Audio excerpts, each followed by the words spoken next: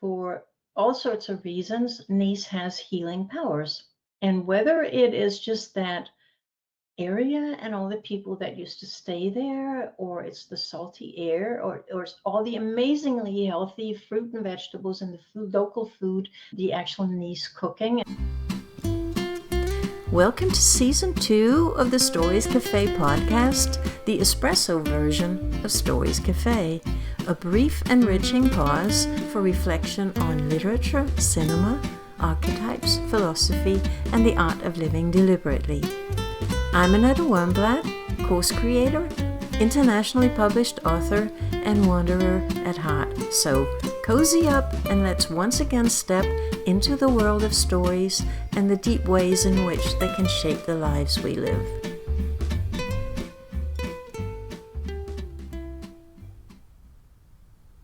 Let's just start with a quote to set the table, celebrating the south of France, celebrating the Riviera, celebrating in particular Nice, but that entire area. Here's a quote that I think explains so well what is it about that part of the world that is so amazing. When your eyes first fall upon the Mediterranean, you know at once why it was here that man first stood erect and stretched out his arms toward the sun.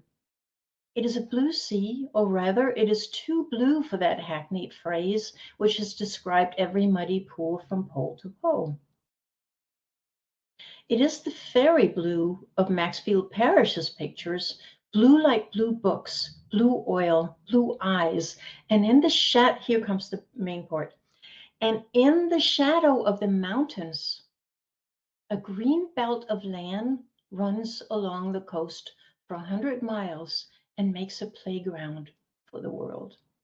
And in the shadow of the mountains, because right behind you have the mountains of Provence, right behind Nice, right behind that entire stretch.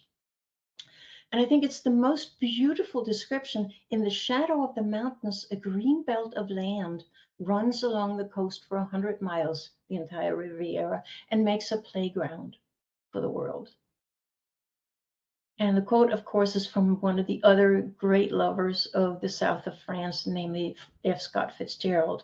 He wrote this for a paper as an article in 1924, and the piece was called How to Live on Practically Nothing. Because one of the things, the other day I had a group of my students here, and one of them asked me, is it expensive to stay in Nice? And I'm like, well, it depends. I mean, you could eat at 4-star Michelin restaurants, but you can also just go to the baker and buy the most amazing bread you have ever tasted and just butter and a piece of ham. Remember one time I was in Cannes.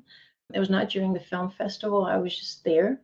And I bought a sandwich just from a little cart down on the Croisette. And it was just a piece of baguette with butter and ham. And I was like, I've never tasted anything that tasted this good. So I think it's such an apt title, How to Live on Practically Nothing. You can spend obviously a lot of money anywhere in France, and you can go to fancy shops and restaurants and whatever, but you don't have to. This is what I do. I mean, I live on practically nothing when I'm there. So basically, the 100 miles that Fitzgerald talks about is from the Spanish border on the west to the Italian border on the east. That whole stretch is the Riviera, and that's the playground for the world that Fitzgerald talks about. And this entire stretch is so filled with the most beautiful museums. They're not just boring museums, even though the art is interesting. Museums can sometimes be a little bit boring. The museums in this area are absolutely exquisite. One of my favorites is the Picasso Museum in Antibes, which is just a villa overlooking the ocean, and you have all the sculptures outside, and you have everywhere you go, you can look at these exquisite Picassos with the view of that ocean right outside the window. So I had a period where I was coming out of a very painful relationship, and it was a very painful period, and for all sorts of reasons, Nice has healing powers. And whether it is just that area and all the people that used to stay there, or it's the salty air, or it's all the amazingly healthy fruit and vegetables and the food, local food, the actual niece cooking. And if we have any time left over, I'll tell you a little bit about that. But I probably have more material today, I can see, than we in any way have time for. So I'll just go through some of the stories and give you a sense of what is it that's so special about this area, and then I can save some of the other stories for some other time. But during that period where I went there to sort of patch myself together, I was sitting there by the window, and on the first evening, and I was really not feeling good. So I was sitting there with a glass of local wine, looking at the mountains of Provence in the background. And one of the magical things that happen when you look in that direction rather than the ocean, all I have to do actually from my little flat is go out onto the stairwell, and then I can overlook the ocean from the windows in the stairwell. But my flat has a view of the mountains. So sitting there with a glass of wine, looking at, it was getting darker.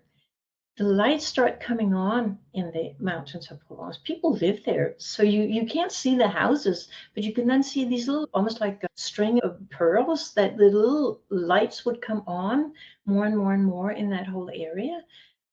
And I was just thinking, well, there are things to focus on that are so beautiful and so life-giving, that if I focus on that and just let my pain be, then hopefully eventually it will dissipate and let go.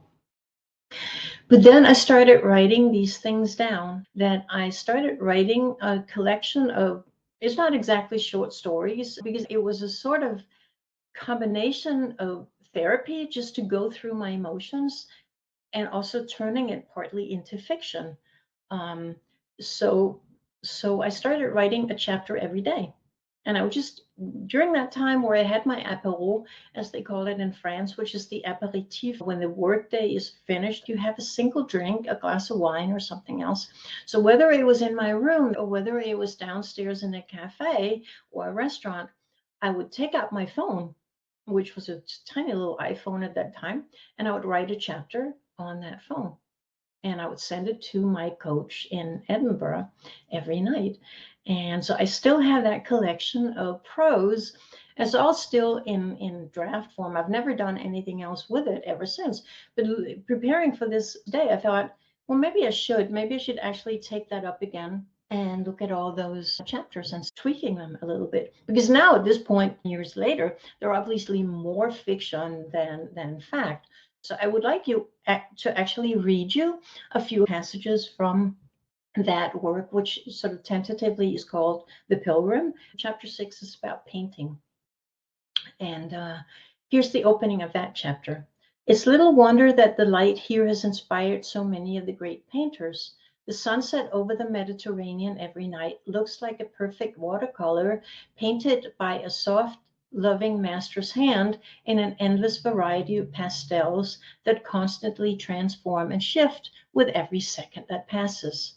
When darkness falls, color ceases to exist, and so exquisite baby blue and gold and rose gradually melt into periwinkle, then purple, then the deepest dark ink blue.